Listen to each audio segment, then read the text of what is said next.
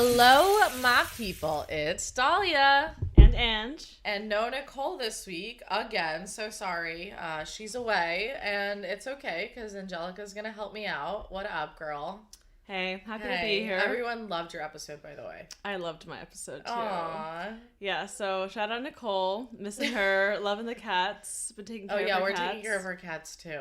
Yeah. We're trying not to fuck it up. We're going to fuck it up. Somehow. Yes. Well, no, we're not. We're not. Okay. But I'm here today, and I'm excited to be here because we have a very special guest today. She's been telling me about this guest since I showed her the podcast. Yeah, I've been dying to get you on the podcast. She's been like, you need this guy. He's great. He doesn't shut up. No. Yeah, I was like, don't worry, he's going to talk. Because I don't shut up either, in a good way. If you tell me to shut up, I will, depending on, I'm not going to tell you. I'm not going to tell you. I feel like you would like that, so I'm not going to tell you. I'm just kidding. My girlfriend's here, too. It's a joke. Hi, Cass. Off the record, I would like. Anyway, sorry, go on. Okay. So anyways, with that introduction, this is Josh Carlucci, who's joining us today. Josh is a very dear friend of mine, who I know through my boyfriend, Ahmad. Josh is from California. He's actually from the same part of California that I'm from. So 209, baby. 209. We have this bond, this Central Valley bond. Isn't it funny that you guys, like, never met, and now you're on, like, completely different coasts, and you guys are, like, good friends? Yeah. Yeah, I mean, we know, like, all the same fucking, like, valley shit. And, like, references, it's great. Yeah. So he's from California. Went to school there, has lived in a couple other places. I'll let Josh talk more about how he got to New York, but he lives and works in New York now, has worked at a number of fantastic restaurants. He is a chef and a writer, and we're excited to have him here today. What do you tell people that you are? Like, when people ask, what do you do for a living? Because I didn't know the writer Well, it recently part. changed. What do I tell them? Yeah, do you just say I'm a chef? Well, right now I tell them that I'm flailing. Oh, okay. Yeah. Or another good one that I use is I'm a mess. Oh, you're a mess. Yeah. Good responses. Yeah, or I'm freaking out. Yeah. You know? Yeah. No. I don't know. I mean, I've had like a multitude of backgrounds that I like feel like I'm trying to pinpoint into this like narrow domain, and I have this like feeling it's gonna make sense, but like to be honest, at the current point I'm like definitely flailing and freaking out. So, but hey, That's it is. Okay. So it's I life. Feel like you're allowed to. Especially like between jobs, I think you're totally allowed to. Yeah. Like that's when you're so allowed to do that. Thank you for the validation. Yeah, I'm just letting you. I'm just like I quit my job. But randomly. it's an intentional flail. Like you totally. flailed yourself off of the building that you're now falling. 1,000%. Like willingly and like enjoying the fall. No, I'm the king of it. Oh, are you enjoying? Because you were just hanging out. You were on vacation for a little bit. Yeah, I was. I just recently quit my job. I was working at Crown Chai in Manhattan, and what were you like? Where were you there in the kitchen? So I was working grill for a very long time, and I was just sort of starting to be a tournant. What's that mean? Tournant is kind of. I know. And when he said he was a tournant, I gave the. Yeah. No, because it's it's like a fucking scary position. Yeah. And like What is it? So it's basically like. No, it's like French for like a float chef, but basically it can be different things in different kitchens. Like so, when I worked in New Orleans, like I was a tournant, and that was a totally different thing. But what was it in New Orleans? So in New Orleans, a tournant was like you would come in and your shift was float. So like you would like help every station as they like got in the shifts. Okay. Okay. Tournant in fine dining, I came to learn, is like you basically work like a different station almost every day. Yeah. Because people need days off. Yeah. And you know how to work every station, and it's like an honor because like it's basically between being like a line cook or a chef de partie like and a sous. Obviously, you have to have expertise in everything. You have to have worked every station and have like moved up every station. I also liked the idea of a tournant because I don't like to do the same thing every day, and that's why I don't like working in a restaurant. So I wouldn't mind being the tournant when I was asked to. I'd be like, sure, like I love that, but I understand why it's like not a good position. Yeah, no, it's well, I mean, when I first started working there, like one of my buddies, he was like the tournant, and every day like we'd meet in the locker room, and he'd just be like, fuck, like I have no idea what's going on today. Like I'm freaking out. So like, and I'm like, dude, you're fine. Like it's just lunch and dinner. You're just gonna get yelled at. You're just gonna get yelled at. He didn't like when I said that. I was like, it's just, it's not life and death, man. It's just lunch and dinner, Are you a positive person in the kitchen? Yeah, I think so. I mean, I really have moments like that I get like pissed off. Oh, that's the tension. And I've always like not gravitated towards, I guess I've been repelled by people who are like constantly negative or like constantly upset, There's a lot of negativity. There are, yeah. And that's why I'm asking, like, what are you? Yeah, no, and I mean, honestly, that was like one of the best things about Crown Shy was that like everyone was wildly positive, and like it was like the most positive and like supportive kitchen I've ever worked in. Like, shout out Crown Shy, Chef James. Yeah, no, I mean it's the place, and that is definitely like where I got, a lot of chops, and it was just like great. Like everyone was like kind, like I've worked with a lot of egos, and as I'm sure you have as well, and like it's exhausting. At some point. I said that in like the last episode. I mean, everybody gets an ego, but it's like I was ego when I was younger because I was like, I know everything, like fuck all of you, and now I'm like, oh my gosh, like let me learn from everyone. For sure, I'm so much more grounded. So you left Crown Shy, and what are you doing now? So I went traveling for a little bit. Yay. With my partner who's here. And that was really fun. Went to Miami, New Orleans, where we were living prior. You lived in Miami as well? No, just New Orleans. Oh, okay. Miami was a visit. Okay. Yeah, which was great, Have you been there recently? Like we were there. You know where they went? Miami? They went to that restaurant. The daughter of the Versailles. Yeah. She was on an episode. Great episode, by the way. Oh, thank you. That was an awesome visit. Yeah, that place is awesome. Yeah.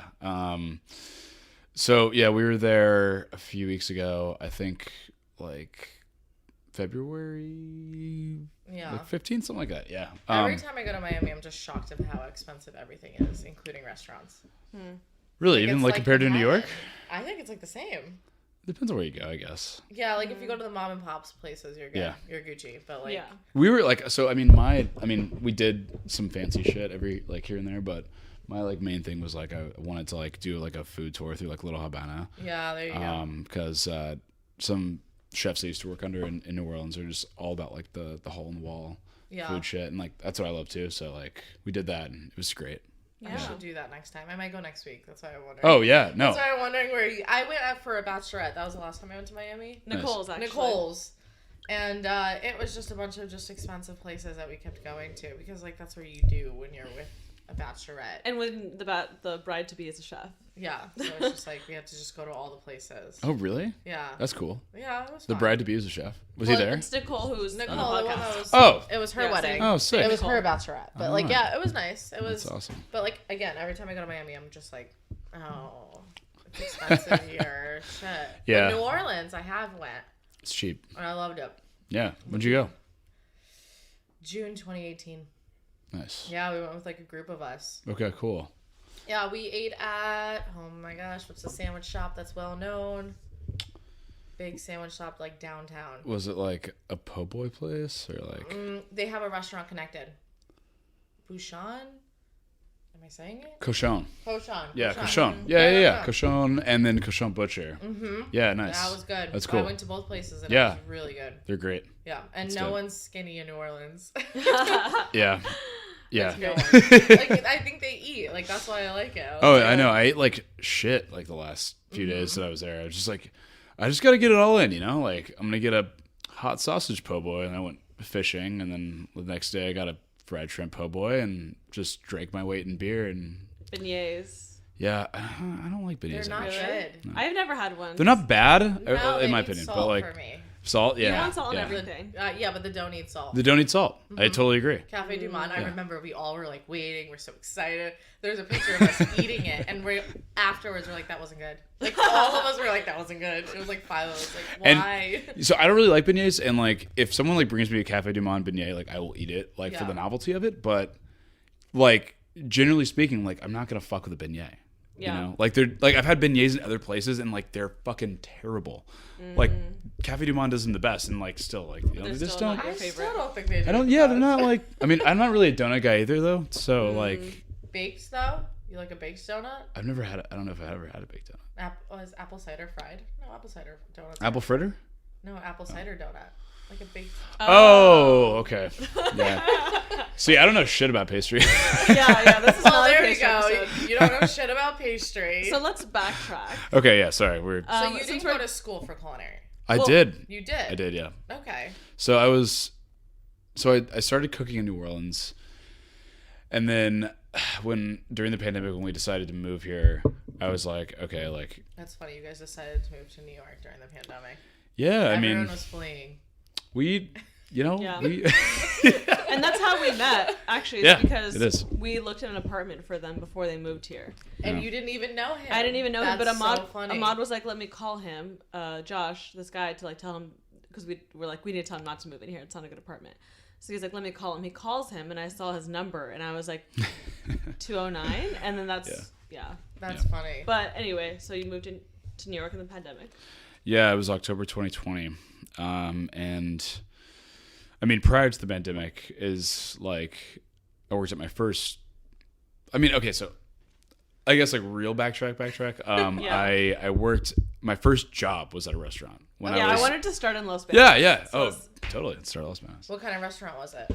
So my mom is like a career server, still is. You know, Okay, nice. Yeah, always. You know, single mom. I'm an only child, and so like that was what paid the bills, what she liked. And she was good at it. Yeah, she's a fucking crusher. Hospitality for sure. type of woman. Yeah, Nice, she is. nice. No, and you know, I mean, I growing up like always went to her restaurants, you know, always like was really familiar with like, you know, the kitchen and just people. Like she's just a super, you know, talkative, like outgoing person. So it was kind of like I was always like, you know, the restaurant was always around me and I was always around the restaurants. But anyways, yeah, when I was as soon as I was old enough to work, like 15 and a half, my mom was like, you're getting a fucking job. And I was like, okay. And yeah, so I started as like a prep cook. At her restaurant? Yeah. Wow. Yeah, what kind of restaurant? It's Mexican. And it's like the nicest restaurant in my hometown, which... So it was popping all the time. It was popping all the time. And my town is like tiny, you know? Yeah. And like there was like 3 good restaurants. There was like an Italian place, there was a Basque place, and there was this place. And like this is like the place where it's like Party. You know, if you wanted to like, you know, go out and like maybe even propose, like Really? I mean, Wow. if you're gonna fucking propose in Las Los Banos, then Banos, yeah. I yeah. mean, yeah, you're gonna go to Have you you gone know, to this restaurant? No. Okay. you should. I should. Yeah, I should. I mean, yeah, they definitely make an effort to like make it the best. Like, you know, there's like a huge bar with like 35 beers and all Wow. of They really like, I think at one point they were like trying to compete with Chili's across the street. But, you know, I mean, Well, Chili's Anyway. has been closing down, so they might be... it's a sad thing. So I love you were Chili's. prepping in there You like as a Chili's? 15-year-old. Yeah, I love Chili's. I think I only went to Chili's once. I've only been to Chili's once too. Listen, as far as chain restaurants go, Chili's fucks. It's Really? Great. Yeah. What the fuck? Pork I'm a carnitas. Cheesecake Factory girl. I'll give up a Obviously, Cheesecake can't you Factory. tell? No, that's fair. Just kidding. Hey, look, I'm not going to talk shit about just Cheesecake don't Factory. mind the endless menu. No, it's great. I know, it's a Something book. for- I'm Yeah, going to read a actual novel, novel. you know? Yeah, I don't mind it. Yeah, but after you've read it so many times, like I'm going to flip back to my favorite part. Yeah, I think Yeah. my exactly. favorite- This chapter right here. Yeah. It's funny because they have a chicken parm pizza, and it's just What? literally a thinly sliced pounded fried chicken with like tomato sauce and mozzarella. Just And it's slapped just on like, a- Wait. and it's The- called a pizza. and I'm Wait, like, the it's not. chicken cutlet is like the pizza? Yeah. Ew, the chicken's like the bread? Yeah. Ew. It's just a chicken parm, guys. Wait, yo, Like, I'm sorry, and that I know we're getting way off topic, but that reminds me of have you ever had like the double down from KFC? Like this is like No, but it's this is like they 05. have double. So it's a chicken sandwich. Oh my okay. God. Oh, But with the it's two Oh. like pounded chicken breasts like as the Oh, bread okay. and like there's Vile. like bacon and American cheese in the middle. No comment, but I know the guy that came up with the concept. What? Yeah. What? I gotta can't say shake anything, his but hand. That was it. Yeah. Really? Did you sign like an NDA? Yeah. He's the type of person that like signs NDAs but then tells people what he's working on. And Okay. you're just like, it's kind of like me. yeah. How many NDAs have you signed? I don't remember, but I won in like the last few weeks. Yeah, oh, wow. Me too. That's funny. Yeah. I signed more, like, we've talked about it before, but I have to sign so Do you many guys remember, okay, I had this memory, and I'm like, was this real? Like, didn't In-N-Out have, like, a 4x4, and it was literally, like, a 4x4-inch patty or something? I didn't have In-N-Out. I'm I think I'm on the East Coast. I'm a Jersey girl. I think, okay, sorry. I'm not sure if this is 100% correct, but from my memory of In-N-Out, the number by number means like the amount of meat by cheese. Right? So like 4 is like 4 patties and 4 pieces of cheese. Because when I was in a fraternity in college, we had to do like a 10 by 10 challenge, which is where we had to get. You mean you were hazed to eat burgers? Yeah. I mean, I got it that was the best hazing event I could have asked for. Yeah, it was In-N-Out. So we had to go get it. We all had to eat a 10 by 10 ourselves. It was fucking terrible. So it was great. What about you get the it, it's like literally like a cake. Well, you can't order it like that. You have to. They only go up to 4, so we had to order 2 4x4s and a double. That's so stupid. Yeah. Ew. And then you have to like put it together when you get home. You don't have to, but you can just eat it all at once. I mean, we all got really high and just did it. And I mean, we did a bunch of way worse shit. But anyways, whatever. Yeah, fast food restaurants be wildin' with their antics. I want to talk about hazing though, because there is hazing in the kitchen. There is, right? There is for sure. So being in a fraternity pretty much paved your way to working in a kitchen. No. I mean, is it similar? No, it's like it takes like 2 to 3 to 6 months to like get comfortable with everyone. Everyone still gives you the side eye and doesn't believe in you, and you sort of have to like work your way into it. And like there is hazing where they'd be like, here, cut 50 pounds of carrots, and let's just see if they could do it and not break down. And like it's a thing. Like it's crazy. For sure. You probably have worked in like a hazing environment. Toxic? Toxic for sure. I wouldn't say like, I mean, it's not hazing. Yeah, I mean, I don't think I've worked in kitchens that were like, we're gonna make you do this like egregious fucking task, and then like, haha, like now we're like even closer after that, I wouldn't say it was like that either. Yeah, I don't think I've really experienced that. I mean, that being said, like, I probably haven't worked in as many kitchens as you have. Like, I haven't worked in that many kitchens. How many kitchens have you worked in? Like 6. Yeah, probably 6. Same. Yeah, not a ton. I mean, I stay at my jobs for a while though. Like that's why it's not a big number, because like I stay there for like 2 or 3 years, which is good for you. I was still trying to figure out how to do that. I don't know how I did it. I think because pre-pandemic, I had to. It was just more like, you need to just stick this out. And I would always say, like, it's a year. And then I would, like, get a raise. And I'd be like, okay, I could stay another year. And then I mean, I feel like after the year, too, it's, like, easier. It is easier. Yeah. You're more respected. Because you're just like, okay, she could do it. Right. Yeah. Like, that's fine. But I don't know. Totally. Yeah. But anyway, so toxic restaurants. You want to talk about that? Yeah, sure. What was the one thing that you've heard someone say to you about you that you were just like, what the fuck did I get myself into? So this one restaurant that I was working at, I had a sous chef who we just like. Was this in New York or yeah, it was in New York. Okay. Yeah, it was in New York. And it was weird because the rest of the restaurant, everyone else was like pretty kind to me, but I mean at the same. So like I said earlier, I was cooking New Orleans, and then I moved here, and I wanted to like take it to the next level. So I went to culinary school, but I was also like, I need to fucking work. So like I was working at this place while I went to culinary school. And did you go to ICE? I went to ICE. Nice. Yeah, and I was I was going to school. I had to be there. So that was in 2021. That 2020. No, 2020. When you moved 2021 is when I graduated. I started in 2020 though. Yeah. Okay. That's crazy. And so like I would have to be like at my station at work at school at like 7 in the morning. So I was like get on the train at like 5, and I was exhausted. And then like I would leave, come home, like just change, and then like go straight to work at this place. And I would work basically until like midnight, later, whatever, Wow. And I mean, I was tired, like I wasn't. I wasn't like maybe performing like the best I've ever performed, but like I was still like, showing up. I was like trying to learn as much as I could, and I don't think I was like doing a bad job, but like whatever. Anyways, like it everyone kind of gave me grace, and like I had Which this. Is nice. It is. You should when somebody's going to school. I think personally. No, Definitely. I agree. But I had this like sous chef, and he was like a junior sous chef. You know, that was his title. Those are always the ones. Yeah, and the dude's like a fucking like a year older than me. Okay. And you know, we were like some of the only white people working in this restaurant. He was white too, and he used to give me like constant shit. But I remember this one time after like a really hard service that I had, he like pulled me aside like as I was about to leave, and like he pulled me in the walk-in, and he's like, you know, man, he's like, I don't know what the fuck you think you're doing. He's like, but hopefully when you graduate culinary school, like this is gonna be a little bit better for you. And I was my God. I was like, what do you mean? And he's just like, I mean, like, he's like, you know, he's like, I really like rooted for you like during your trail, and like I thought you were really dope, but like, I mean, on a personal level, I'm just kind of like, fuck you, man.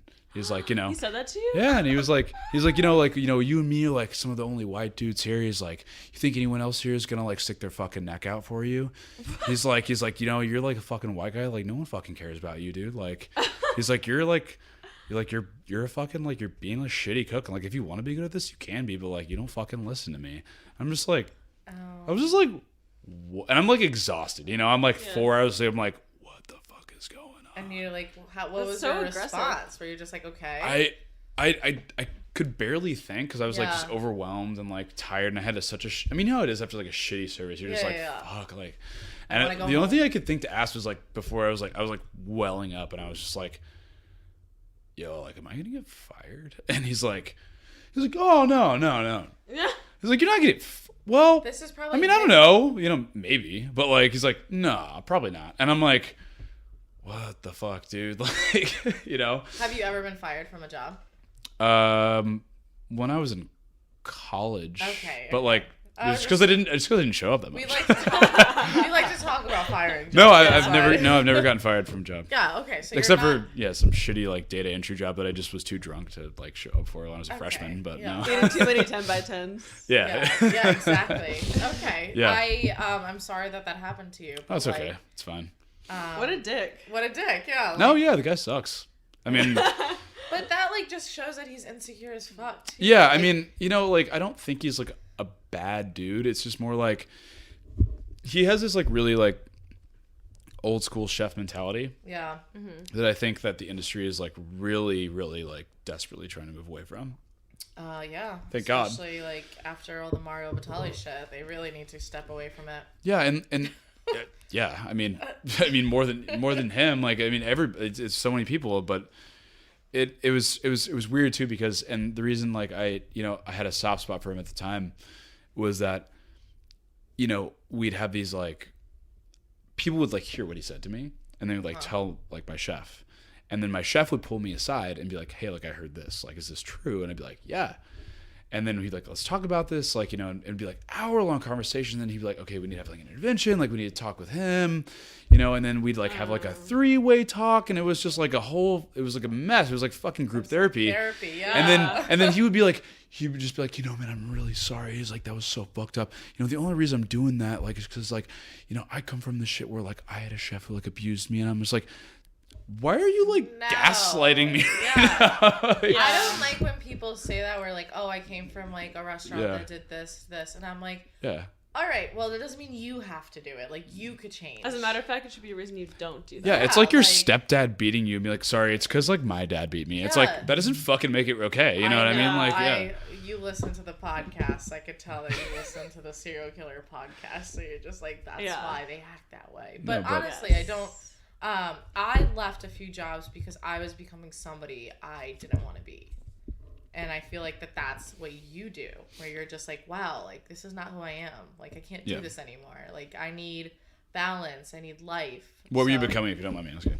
An asshole. Yeah. I was saying things that I shouldn't have said. Mm. Like, I was HR material for sure. Like, I was an example of what you shouldn't do in the kitchen. Was that like your restaurant's culture, though? Because, like, I feel like sometimes the culture breeds that. It was the restaurant's culture. And then once I saw somebody else being bullied, because I was never the bully. I was more just, like, the one that would, like, sit on the sideline and watch. But then once I saw the actual bullying happening, I was like, no, I can't do this anymore. I can't be here. Like, I really can't do this. Like, I understand judging someone's character or their ego. Like, I understand that, but like once it comes to like physical appearance and you have to like judge somebody on that, like in a kitchen, I'm just like, nah, like I can't be part of this. And it was like way too much for me. Wow. Yeah, right?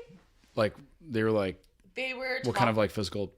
The guy just wasn't, I guess, the prettiest one in the room, and like the chef had to say how ugly he was. Oh, that's fucked, man. Yeah, and I cried that day for him because the kid was turning around the corner to like say goodbye to everyone, and I was just like, wow, like I can't be around this because I'm gonna turn into that because people were laughing because it's the chef.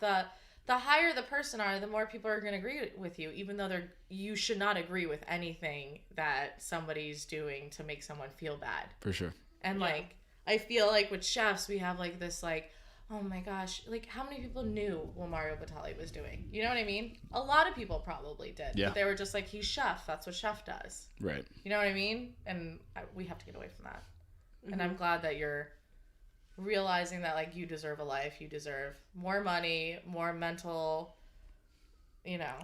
zen in your life, more life. Yeah, I mean, it's definitely like a selfish thing in a way, but it's also that like. But you don't think working in a restaurant 80 hours a week is selfish either? No, I don't mean like it was like selfish that I did that like for myself, but I think like selfishly like I wanted a better life for myself, but I also. Like I care like very deeply about the industry. Yeah. And I think that my efforts to like are better used outside of the kitchen to change that. Because I think I actively like do want to be like play a part in talking about that and like changing it, and like I think it's important, but I don't think that when I realized like I didn't want to be like a chef, capital C chef, or like run my own place. That's when I was like, okay, well, maybe like my efforts and the shit that like I see wrong with the restaurant industry, like it's not best used like in the kitchen, maybe it's something else. Yeah. So that's what motivated you to leave the kitchen? Yeah. I mean, like I said, it was selfishly too. It was like one aspect. Definitely. Yeah. Definitely one of many. There's always more than one reason. Yeah. Yeah. I mean, like, I don't know. I mean, like I was exhausted, I'm tired, and like, we use the word burnt out. We could use the word burnt out. Yeah, for sure. I was burnt out. Tired, and your hours were awful. I mean, like I said, like I know Josh, like we hang out, we go out, and it would be like, oh, Josh, you wouldn't be able to join us to go out like one night because you're working. Hey, I joined you still sometimes. You would still join us, and you'd fucking be regret it the next day. Yeah, you'd be miserable, and so I don't know. I'm really happy for you that you are like valuing and like putting your lifestyle and your health and your wants and needs that are social, because those are important as well, in a place where you're respecting that for yourself and setting like those boundaries for yourself. Thank you. Yeah, there is no boundaries if you're a chef. No, yeah, I mean, like there is none besides go to work. No, for sure. Even if you're dying, go to work. Yeah. I'm sorry, can I pee really quick? Yeah. Well, we're gonna do a quick break. Give me 1 second, guys. And we're back. We had to take a little potty break. Everyone took a pee break, including our guest of a guest. Hello, I did. I take many. It's okay. Yes. So wait, when you're like this is my problem when I was working in kitchens. I know you're gonna ask. When did you use the bathroom? Because like there's no time to use it. Oh wow. Well, I swore I had IBS because of it. I mean, to be honest with you, like, I actually have like a normal sized bladder if I'm not drinking alcohol, which I'm a couple beers deep, not gonna lie. Yeah. So that's why. But like, as soon as the beer touches my lips, I'm like in the bathroom. That's cool. You break the seal. You're okay. Wait, but when do you go to the bathroom? Oh, at work? Yeah. I don't pee for olive service usually. Isn't that crazy? Yeah. There's been a few exceptions where like, I ate like a big family meal full of like, fucking like chicken tikka masala, and I'm like, fuck, but like, that sounds awful. Is there ever a time where like somebody's like, I have to go to the bathroom, and then like the rest of the kitchen is like, what the fuck? It's like a judgment thing? No, it's not a judgment thing. You gotta go, man. You just gotta talk to your line partner and be like, yo, like, can you just like cover my station real quick? And you're not gonna do it during a fucking rush, because like honestly, I mean, I mean, I don't even remember that I have like, you know, like a bladder or an intestines during a rush. Like you're just like everything. It's like fight or flight, you know? Yeah, you don't think about anything, honestly. Yeah. You don't even think about drinking water. Yeah. Literally nothing. You're just like, how fucking long? Yeah. You know? Yeah. And your chef's saying the same thing. Yes. How long? Oh my God. So I want to go into, because we were talking about like the toxic restaurants and stuff like that.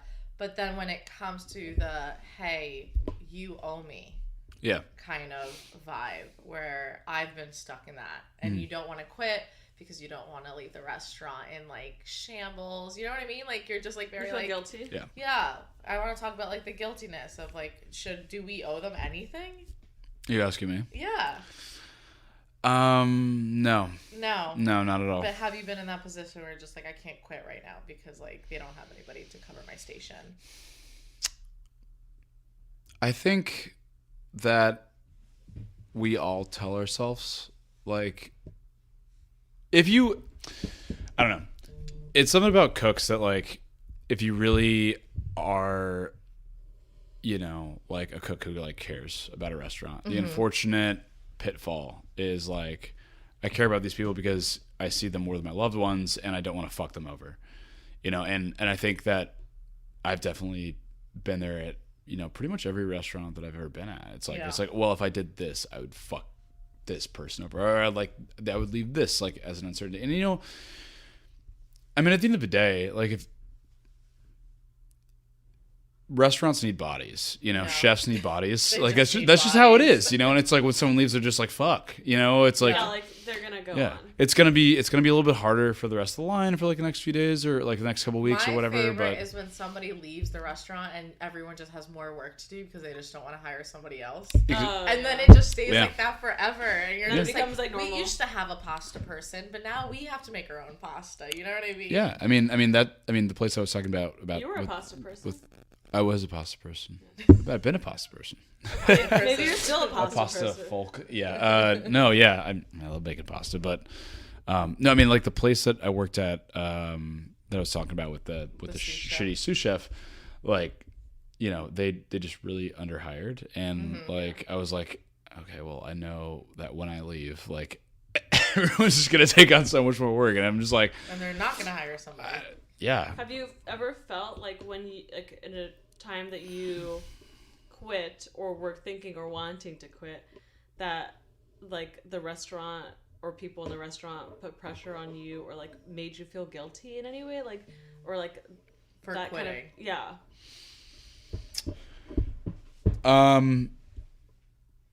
There's been situations where yes, like definitely, and situations where like the opposite. Where they want you to grow somewhere else. Yeah. Do you think that I appreciate those chefs? Shit, they need more of those. Where I'm just like, hey, I have to go because I need to go learn more because I'm done here, and they're like, yes, go do it. Like we love you. We'll give you more money because why not? And I would say in most situations, at least in my case, like it's been that way. Like you know, that's good. Like, and it's always like I guess like the guilt that I always like feel an inherent guilt, like. Like, oh, I'm like, you know, I want to have this conversation. Like, I feel really bad. Like, I like it here. Yeah. And then you tell them, and they're like, oh, dude, yeah, get out there and like spread your wings. And like, it's great. And like, I'd say like almost every place that I've been at has been like that for sure. Yeah. Well, what about like the family situation when it comes to like, hey, we're a family. Like, we need to lean on each other / like. Yeah. Because I know we were talking about that working before. in like smaller restaurants, mom and pops. You know, it's funny. Like, I think that there is a fine line in the language between like being a team and like being a family. Okay. Like I think a team, like we were talking about this earlier, like I think a team is like a really good way to put it because it's like as a team you work together. Has boundaries. Yeah, you have boundaries, but like you work together, you grow together, like you work towards the same success. Yeah. And people can look at you in a familial way if they want to. Yeah. But at the end of the day, like Kevin Durant is a free agent. He's going to go in any basketball team if he wants to. You know, it's like you're not bound by blood to some allegiance. You know what I mean? You're just there to grow and to make money and to move through this industry. Yeah. If when people call you a family, it's like there's some sort of like inherent debt that you're owed. Yeah. You know, or that you owe to them. Yeah. Emotional.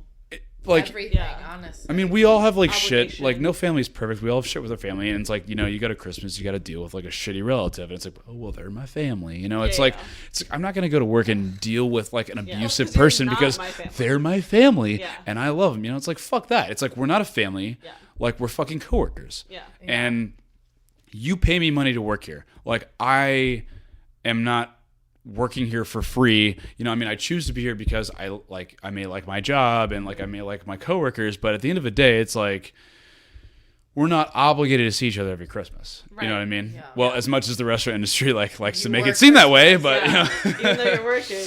But no, it's I think it's a toxic thing because it makes people feel like they owe them something, and I think it's even more of the case for like smaller places. But yeah, no, it sucks. And like, if, you know, I don't really plan on being a restaurant owner, but if I were, like, I would never call people like a family. You know, it's just, I don't think it's team. I like team better. Yeah, team's cool. Yeah. Earlier you mentioned like you felt like restaurants and restaurant culture is like moving away from like toxic behavior or like prior, you know, like certain normatives in the kitchen. Like, are there any examples that you have of like of restaurants moving away from that you want to talk about? Yeah, definitely. So like one of my favorite restaurants in the city is Dame, Dame. Yeah, I was just gonna spell it out. Yeah, because you never know if people hear it correctly. No, it sounds like Dane or like Dane. Dante. Yeah. Even though you didn't say that. But they started as like a pop-up a couple years ago, in like NoHo, like Greenwich Village. Yeah. And I never like got to go to their pop-ups, unfortunately, but I had always heard of their like legendary fish and chips. Yeah. Which, fast forward, are fucking incredible. Oof.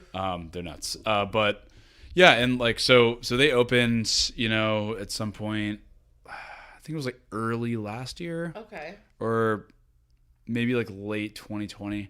I don't really remember, but anyway, it was for a long time like impossible to get a reservation there, and they were like, they've been crushing it, like they're still crushing it. Yeah. And something, I don't know how recent. What's the owners or do you know who's it owned by? Yeah, it's so the chef, his name is Ed, and I honestly forgot his wife's name, but so it's a couple.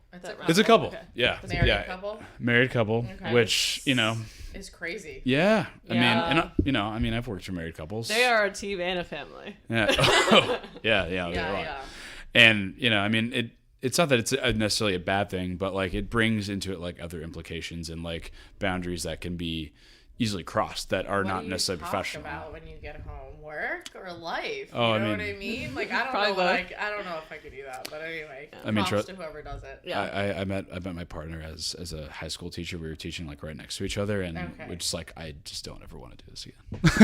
I was like, this is fun, but like, fuck that, you know? Yeah.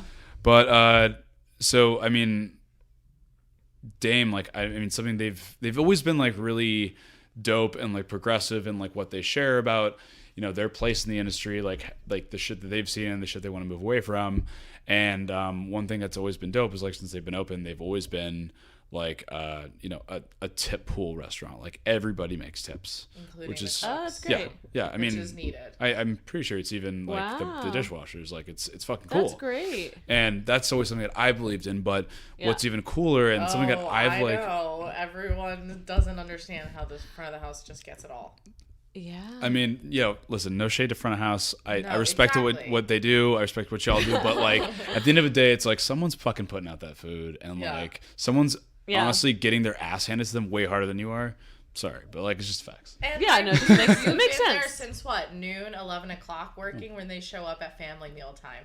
Which is like usually 3 or 4. Roll up at 3. I'm hungover. It's like, you know, I'm gonna go home early. I don't have to break. I'm rolling in so much money, but I'm still here. Yeah. No offense to any front of the house, but that's how they are. I mean, it is. You know, unfortunately. My friend worked at a restaurant, and he noticed a division of front of the house and back of the house because they were all very close. Mm-hmm.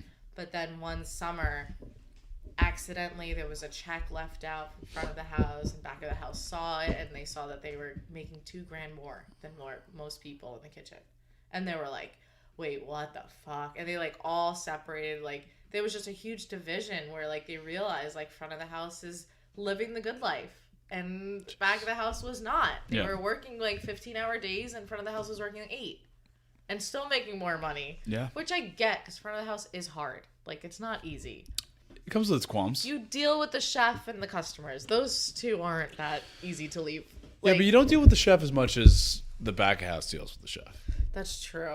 That's very true. Yeah. That is. You know? But I also saw that Dame was open Monday through Friday. Yeah. Which I really appreciate. No, it's cool. I mean, it's a touchy thing because I'm not going to sit here and be like, every single restaurant in the world should be open only Monday through Friday. And like, that would suck because I mean, part of the reason that restaurants are open is for people who don't work in restaurants to like enjoy, you know? And I mean, as unfortunate as that may sound, like the restaurant industry is built in the hospitality sense that like other people are going to enjoy this that are not in this industry. It's meant for other people, you know, as much as like, you know, cooks may like to think it's made for them. But we're so shallow. I think that like, but I think that like being able to like crush it so hard and have like such a like high demand for your food, for your atmosphere, for what you're doing and like putting out, that you can just be open Monday through Friday is fucking sick. And like, you know, like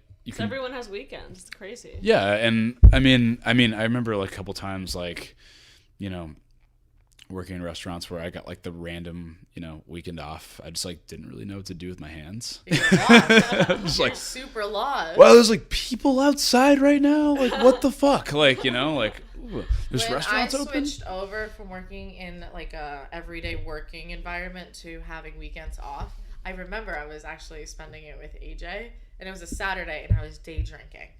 And I remember sitting there and just being like, whoa, I'm day drinking on a Saturday. Yeah. Like, what people do this? And like everyone's out and about. Like everyone's walking around, like doing the same thing. I mean, this is one of my first weekends off since I quit the restaurant. I am currently day drinking. I'm enjoying it. You had so time much to hang out and record. Yeah, it's weird.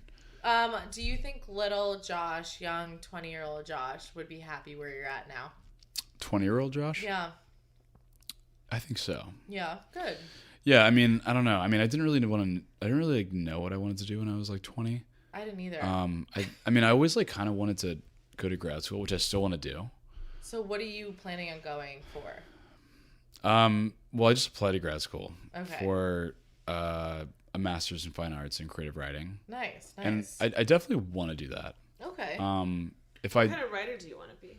Like, where do you see that the writing going? Eater? It's a fantastic question. Oh, like no, not just Eater, but no, but like, would you write for Eater? I would absolutely write for Eater. Yeah. No, okay. So I don't know. I mean, what about a chef? What about like a restaurant critic? Would you write like restaurant reviews? Are you into that? No, fuck no. Why? No, I wouldn't do it. You do some pretty good video reviews. They're not really reviews. What are they? What are their opinion? And that's not a review. I mean, you've seen them. They're not. But I'm not gonna like shit on a restaurant. You know? No, yeah. No, I think like restaurants should be shat on. I agree. So you just said you wouldn't though. So you see the hard work. So to answer your question, would I be a restaurant reviewer like Pete Wells? Yeah. Absolutely not.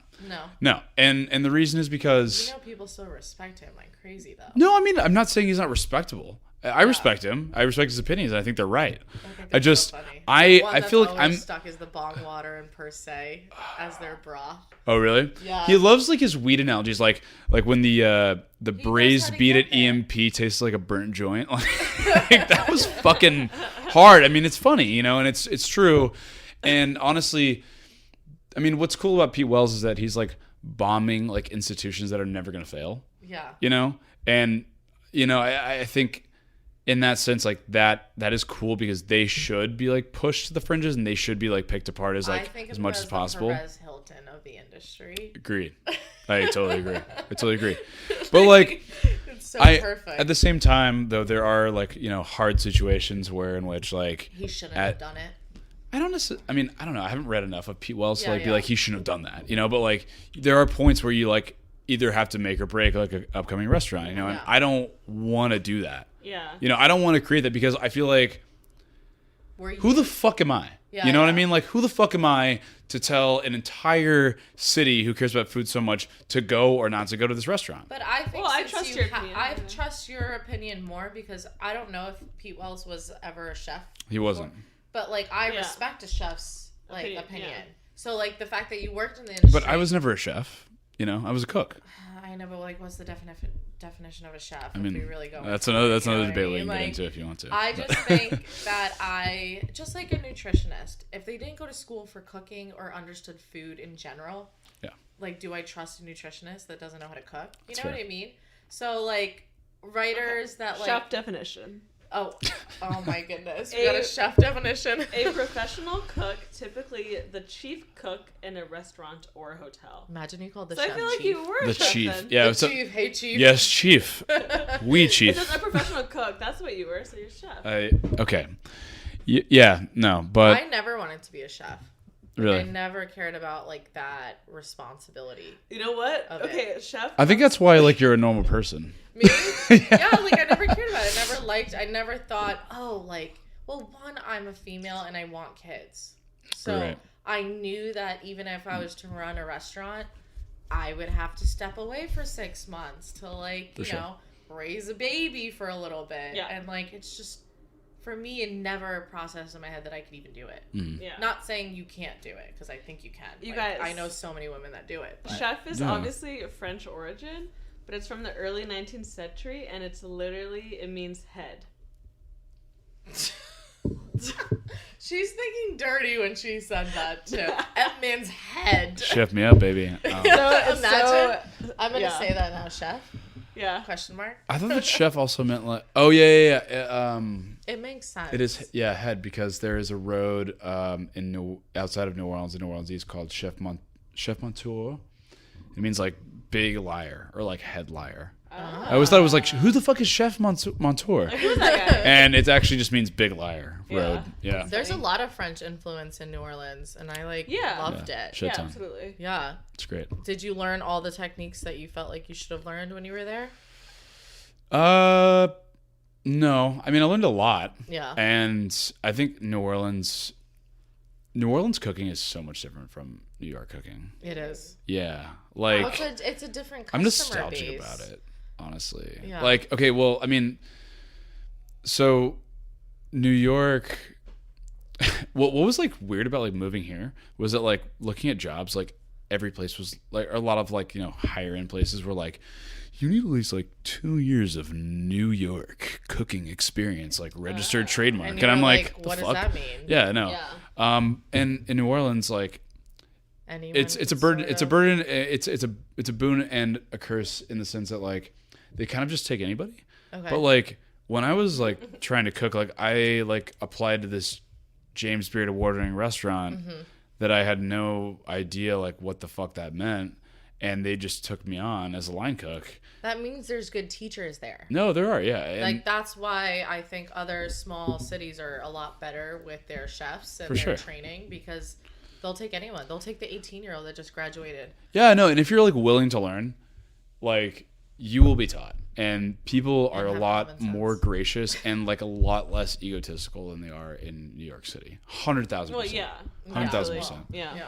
And there's also like in New Orleans, like there's just like I don't know what it is, but like I've always like had sort of a penchant for like home cooking. Okay. And I think New Orleans, like just having like such a idiosyncratic cuisine, it lends itself more to home cooking. Yeah. And people there are just more like, let me show you how I make gumbo. You know, it's like, okay, like, yeah, we our restaurant makes gumbo like this, but like, you know, let's do it a little different. You know, like there's room for like learning and like, you know, yeah, exactly. Whereas like, I don't know. I mean, and I'm not saying this is everywhere in New York, but like in New York, it's often like we're putting out this product consistently, constantly in this way. Yeah. You know what I mean? It's like working at a Michelin star. It's like, I've had chefs like say to me like, if we're not doing it this way 100% of the time, like we are fucked. Yeah. We are a Michelin star. You know, it's like there's people looking. But you know, consistency is just huge in New York City. For sure, people need to come back. Yeah, no, and I get that. You know, I totally get that. It's just, I mean, New York and New Orleans are incomparable in the way that they are. I mean, I love them both, also, but like there's different Southern places. Hospitality. Mm-hmm. Like you literally walk out and everyone's calling you honey and baby. Yeah. I remember the first time I was called baby. I'm like, who the fuck does this bartender think he is calling me baby? But then the second time it makes you feel like special. Yeah, and then I was like, you're like, I am baby. Wait, everyone's baby. Who? Wait, I identify as baby. Yeah. You know, this is baby. Yeah. That was true. I remember Rita. We went to the Commodore just for drinks. Is that the name of the restaurant? The one that came up with the banana flambe. Is it Commodore? The Commander's Palace? Commander's Palace. You can talk, Cassie. No? Brennan's. Oh, Brennan's. Okay. Oh, but that's who came up with it. I don't know where we were, but I remember Rita was the bartender, and she kept calling everyone baby, and in my mind, I'm like, oh, so I'm not the only one. Oh, you're like, Rita. No, baby is, yeah. And everyone down there is still, like, very hurt and touched by Katrina. Like, weirdly enough, I, like, did not expect that. No, it's. I mean, there's a lot of damage, like, that's still, like, unrequited in the city. It's actually, it's sad. But it's weird because it's not historic. Like, it's historic. It's like a city bond. Yeah, it is a huge city bond. I would say it's historic. Yeah. Like, it's I think one so of too. the most, like, I'd say it's, like, one of the most major like failures on behalf of like the U.S. government, like in the United States. Like really as far as natural disasters go, like it's all of that could have been avoided if there weren't a bunch of like corruption and fucking bullshit and like racism. Racism was a big one when I noticed down there too. Yeah. It was crazy. It was just nuts. Where I just like, because you're up here, you're in New York, you're not realizing that like the South is completely different. Yeah. Like, the mentality, the politics, it's just like so, the food, like everything is just so different. And then you go visit and you're just like, oh my God, like people were hurt. So no, I mean, why did you leave New Orleans for New York? Like, was it purely a career move? Still ask myself the same question. No. Do you miss it? I do miss it a lot. What were your expectations? But there's definitely reasons I left. Of New York. Like, what did you think working in a New York kitchen was going to look like? Well, before the pandemic, I was working at a place called Maypop.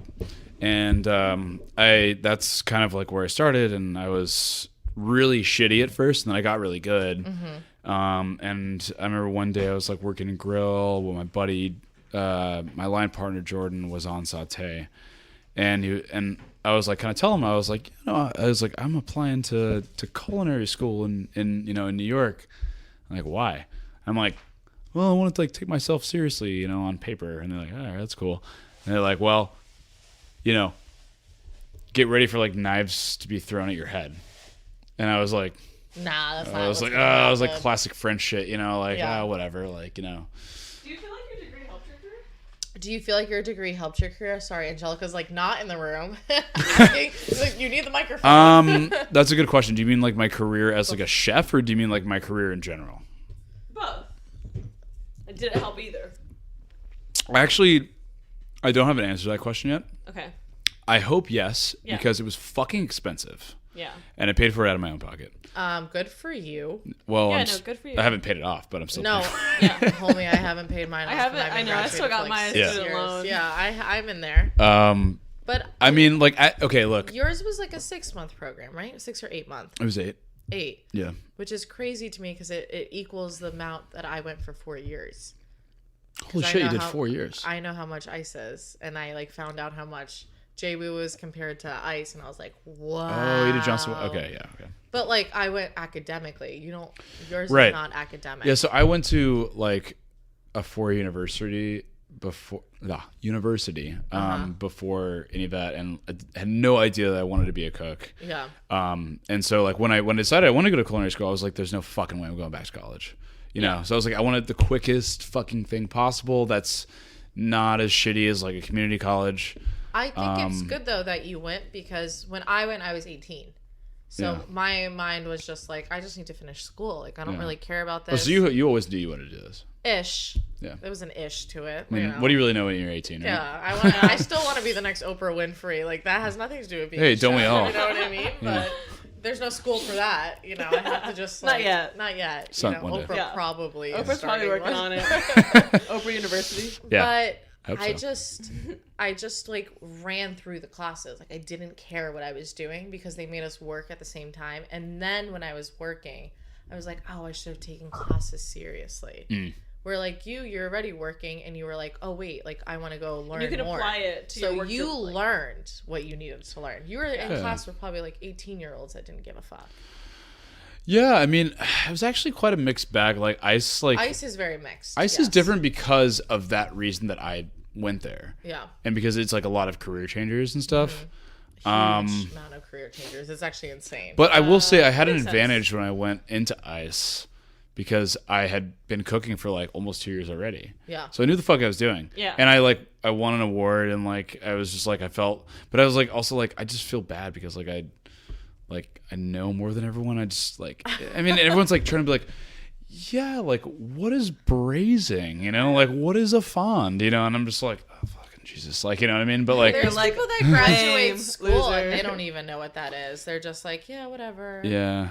I mean, there are also like people, which is surprising, like who just go into culinary school and like don't fucking care, or they don't expect like what it is. Yeah, they're just like, oh, you know. I'm like, dude, like, do you like you're paying so much money for this right now? It's like, do you fucking care?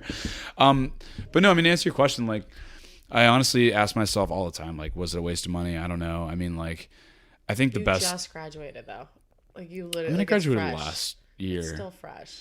Yeah, but it's like I didn't. You're wearing a cap and gown right now. I'm just kidding.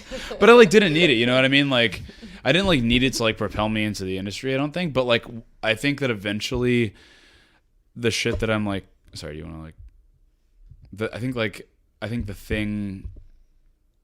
things that I've been looking at lately, as far as like at least, you know, some like food media stuff. They're like culinary degree preferred, and I'm like hoping that like. That is the thing that lands me a job, but it's also like not that anyone's like ever gonna ask me for my fucking culinary diploma. Yeah, you know, it makes sense that you're going for more of like, I mean, you're going to school to be a writer, and you're looking like towards a career that is like incorporating culinary with like writing or with some other aspect. And I feel like in that sense, a degree makes more sense. Yeah. Yeah. I've always been like a school person. Yeah. I love school. Like it's so much fun. Like I love learning from other people. We're really? so opposite. I used to be that person. No, I'm not. Wow. Now Medalia. What? I used to love school. Now I'm like, no, fuck. That's kind of interesting because you got your master's. I just like to go to school to talk. Like I always got in trouble to talk, like because I was talking all the time. Yeah. So like. I did my homework and I left. Like that was I was not. I kind of wish I was like that. Then I wouldn't have gotten him. I like my math. I was a big nerd. Yeah. I think you still are. I am a big nerd. Nerd. All right. Well, we're about to nerd you out. All ready? Right, nerd me out. Okay. We're about to get ready for Munchbox.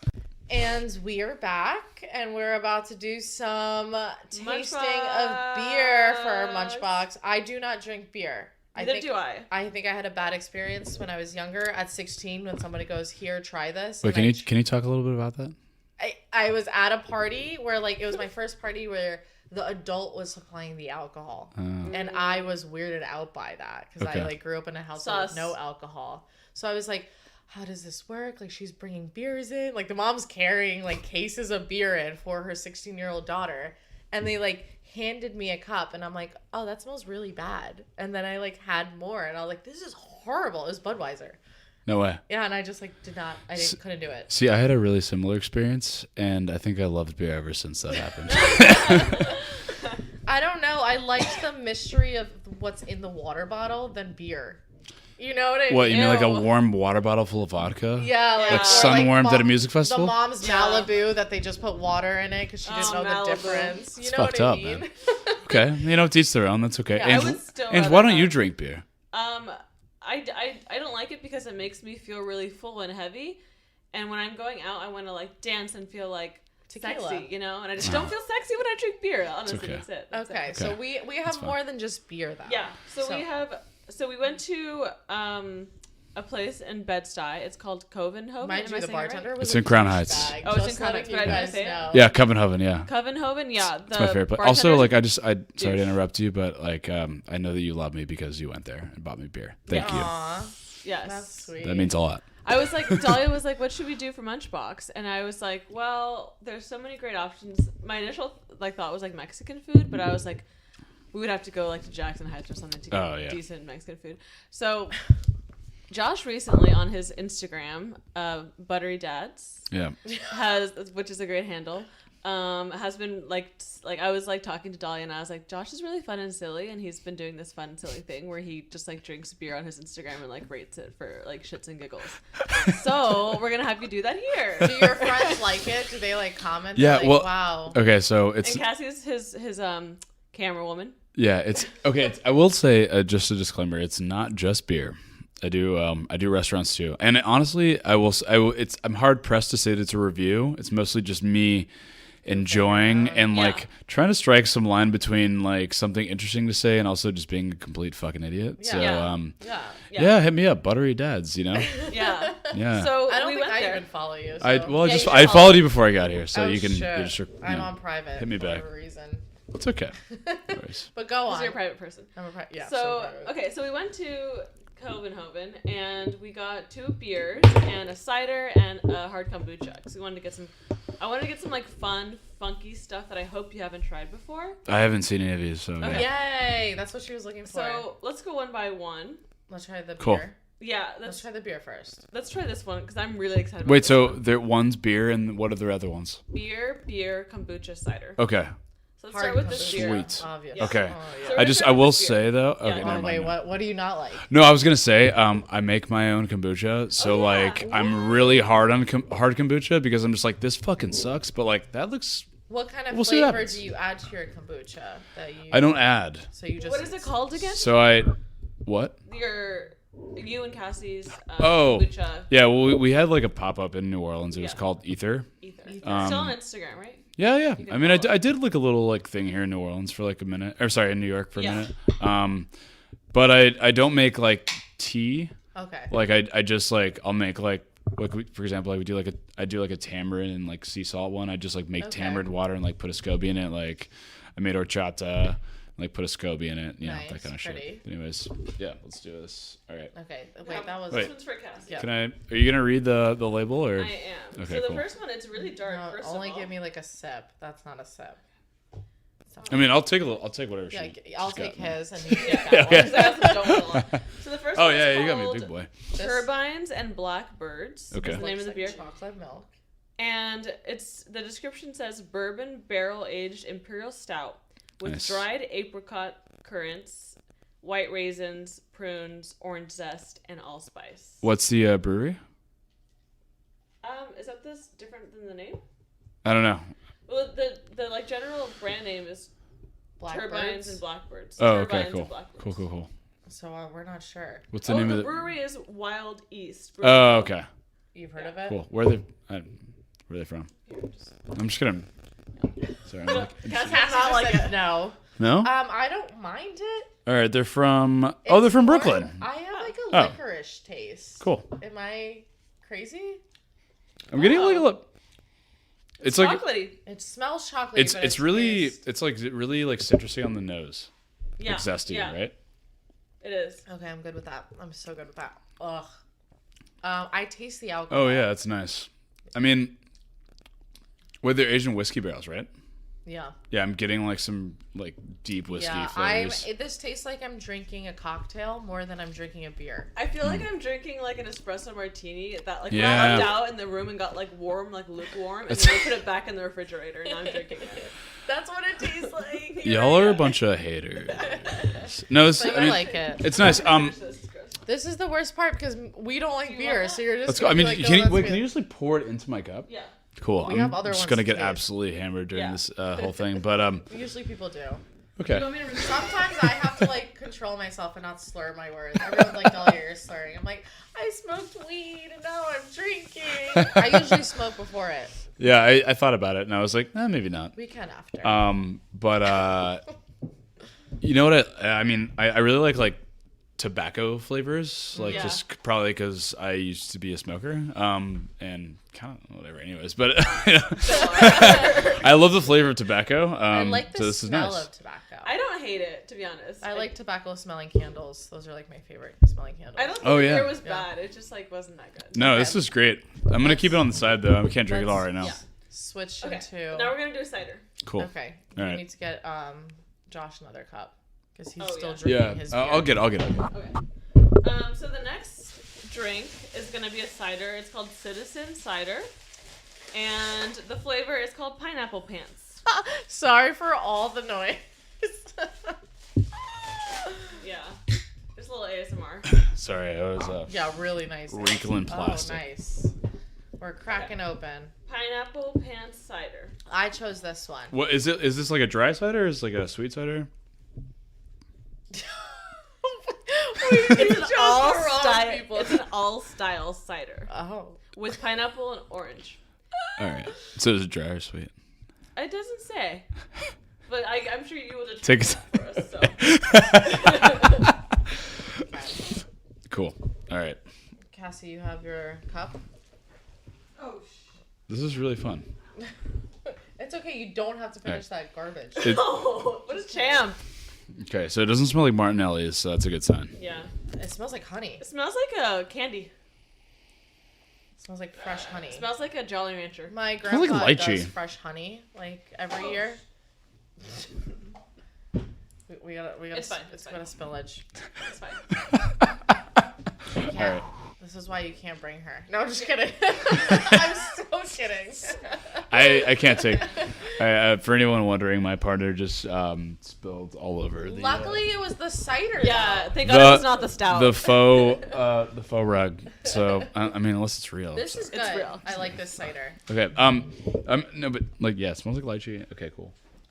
Pineapple Pants. I like it. It's very light. Oh, it's Very nice. light. It's It's refreshing. very minerally. It is. I Yeah. don't mind it. It's almost like a seltzer. Yeah, Right? it's not strong at all. I like like it. it. I like it a lot. It's giving me like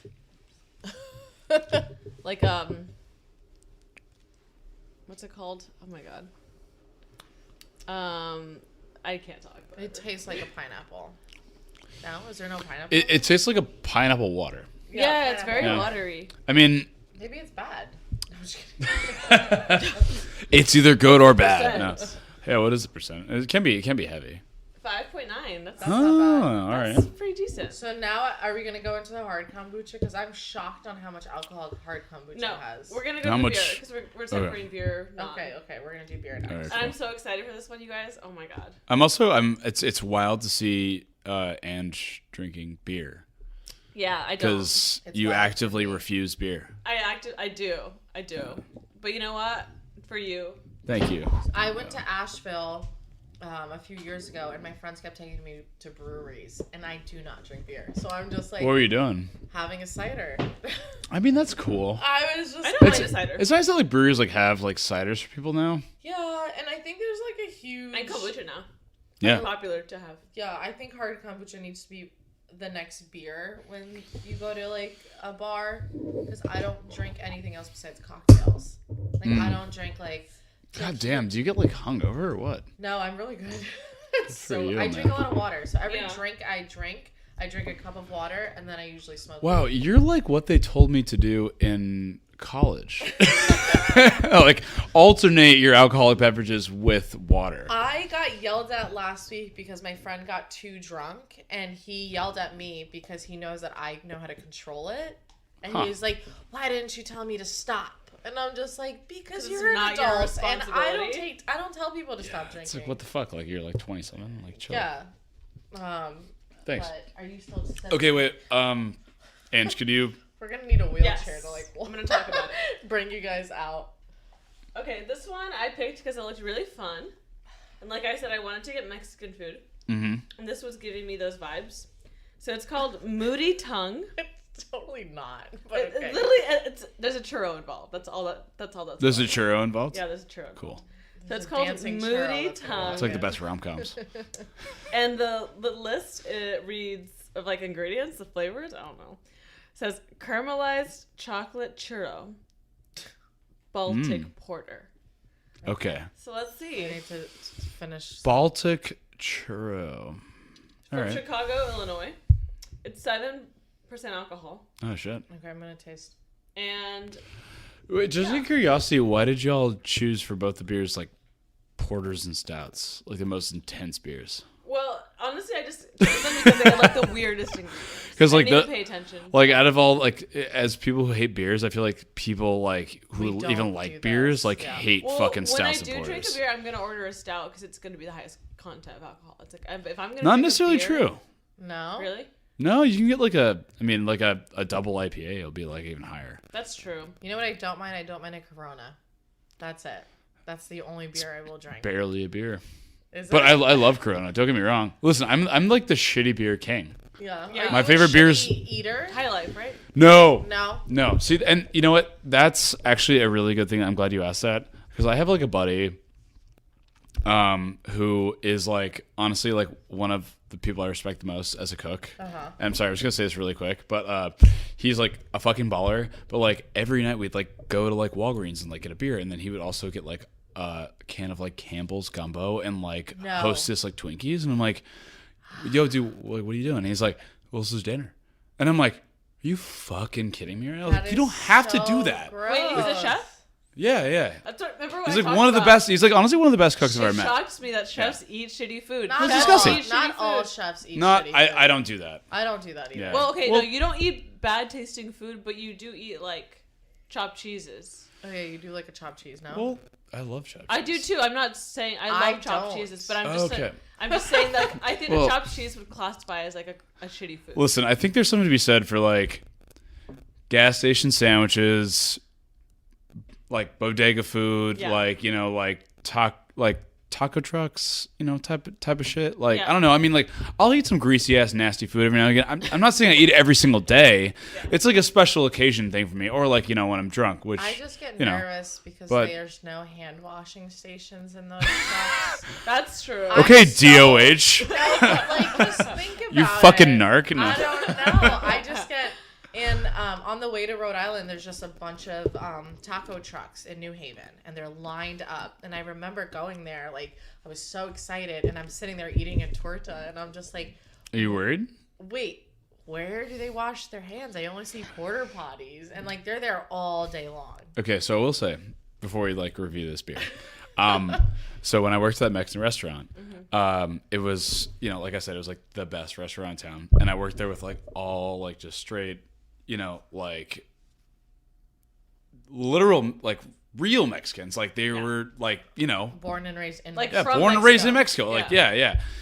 And they're like, okay, yeah. Like when they were like cooking, they're like, this is how you make like the white person version of this, but like this is how you make like real Mexican food. And like, I don't know. I just like sat there and watched them, and like every day, like on our lunch break, not every day, but like on, every now and again, they'd be like, yo, dude, like, you want to, like, go to, like, Junior's Tacos? And it was, like, kind of ironic because, like, we worked at a Mexican restaurant. Like, we have these ingredients, but they're like, let's just go to the fucking taco truck and, like, get some lunch. You know what I mean? Yeah. Instead of, like, family meal. And we'd go out there and, like, honestly, Junior's Tacos off Pacheco Boulevard in Los Banos, California. Lots of nostalgia there. And some of the worst diarrhea I've ever had. But, like, honestly, the fucking best lengua I've had to this day. Wow. Fucking fire. Like, it's credible, Wow. And it's That's the reason to go to Los Banos. It's like, no, you're not washing your hands. They're adding more love to it. You know what I mean? I mean, honestly, I don't know. I've traveled here and there. I've traveled a bit, but, like, it's fine. The DOH is a fucking lie. It is a lie. It is a complete lie. Okay, so let's let's talk go about on. this beer. I don't like it, but I don't mind drinking it.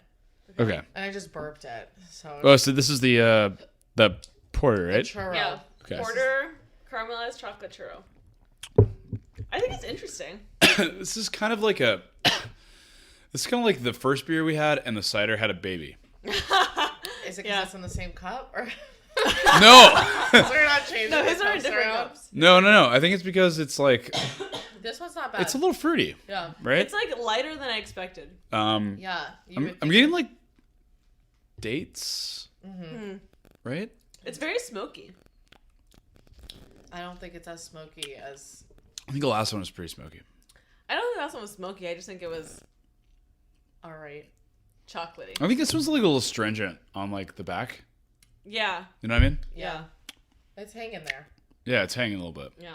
It's nice. Yeah, it's not bad. I don't mind it. Yeah. Okay. All right.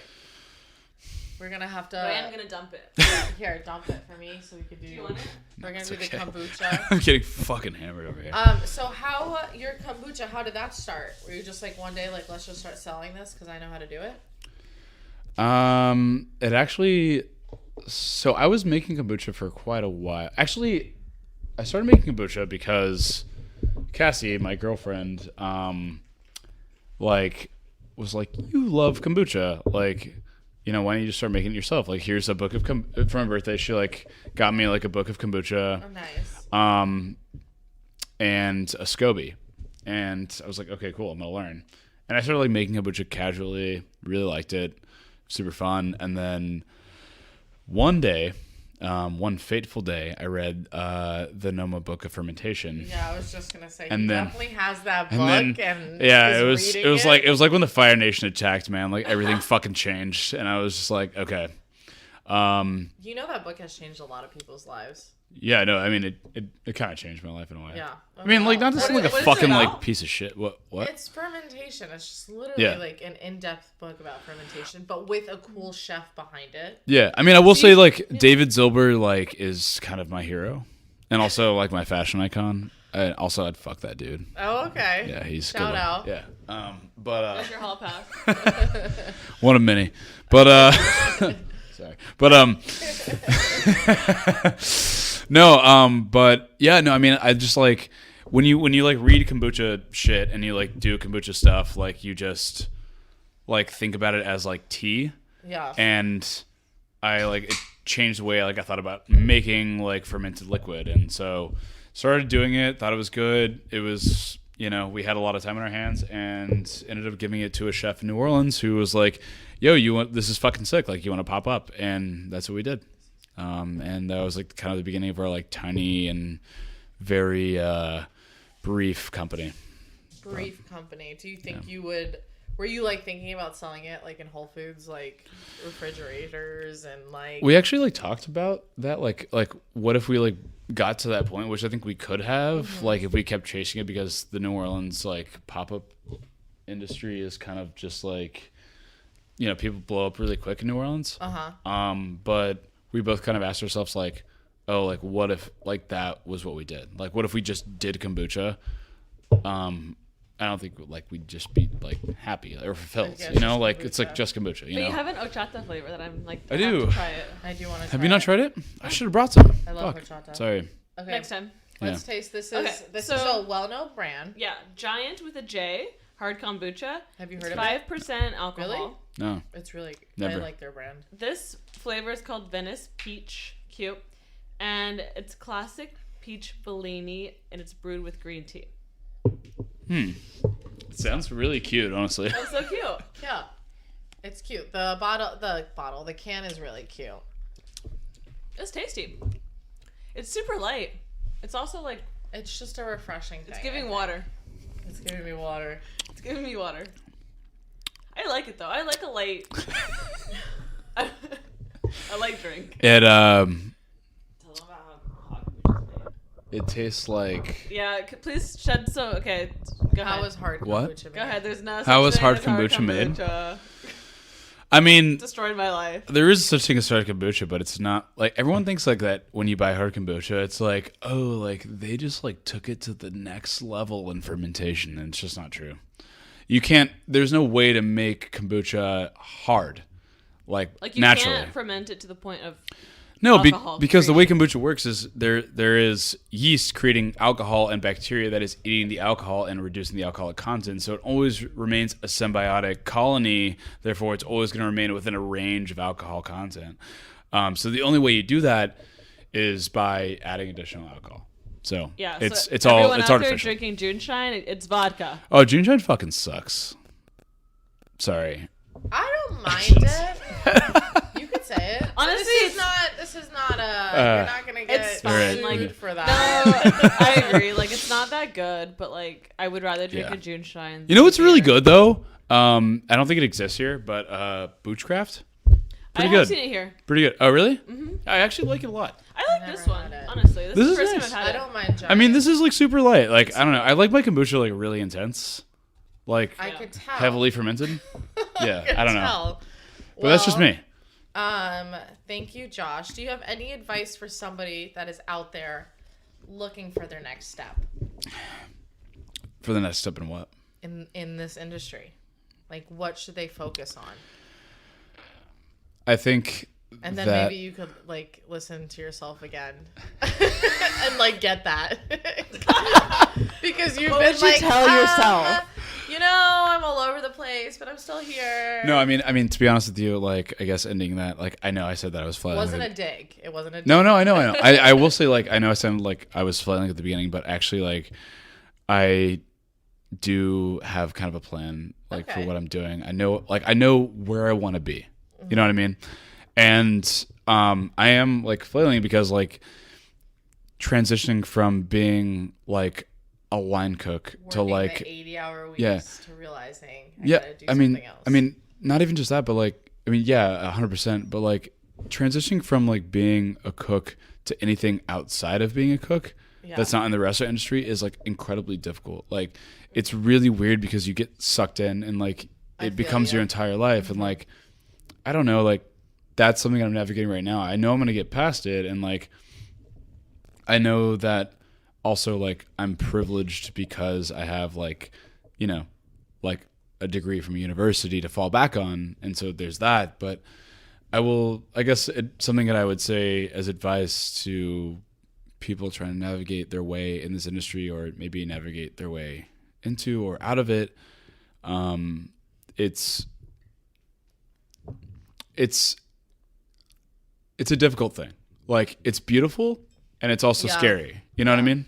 Like, I think our industry takes a lot of confidence in other aspects of our life. Yeah. That once you're trying to remove yourself out, you're just like, fuck. Right. Like, where do I begin? Yeah. I mean, you're a newborn again. You enter, like, bright-eyed and bushy-tailed, like, oh, I'm just going to be, like, you know, the next, you know, motherfucking, like, Marco Pierre White or something, right? No way. Yeah. I haven't met one yet, but if I do, holla. Just kidding. I mean, well, he was kind of an That's asshole. That's my hall pass if you really wanted to Marco Pierre White? Well, he wasn't bad. I mean, yeah, I mean, he might like throw you against the wall or something, but, like... I didn't No. But, I mean, I guess my advice would be, like, don't, like, always, like, think about what it is exactly that you're feeling, because don't try to put yourself in a position where, like, you're going to be intimidated by others, or you're going to be, like, swayed by other people. Like, you know, if you're not feeling it, it's okay. Like, chase and understand why you're not feeling it. Like, if you're having, like, mental health issues, like, understand why that is and, like, what needs to change. Like, if there are people abusing you, like, get out of that situation. But, like, if you're having a really good time, also, like, chase why is it that you like the position that you're in, because as long as I've been in this industry, like, there are really good moments and there are really, really low moments. And, like, I think that all of it has been really growthful, but, like, I don't think that people need to stay in the really negative moments for as long as they think they need to, which I think is a product of, like, really old school restaurant mentality. And I don't think that you need to work for free or, like, be abused to be a good cook. Like, you can just go and be a good cook and find people that support you, because, like, I found that, you know, and the industry is not like that anymore. And, like, there's a million places that are willing to, like, support you. And, like, if you want that, like, you'll find it. And the food industry is large and it's growing, and we need more people who are going to be, like, positive. Yeah. Like, positive influences to. All right. Well, cheers to being positive. Yeah. Cheers to next ventures. And thank you so much for coming on. Yeah. Thank you for having me. I loved it. Follow Buttery Dads on Instagram, and also follow Quiche My Ass Pod. We don't have a YouTube video up this week, so I'm so sorry, but we will go back to it. And we will be changing our days of the release. We just haven't said anything yet. So just stay posted. Bye. Bye. Thank you, Angelica.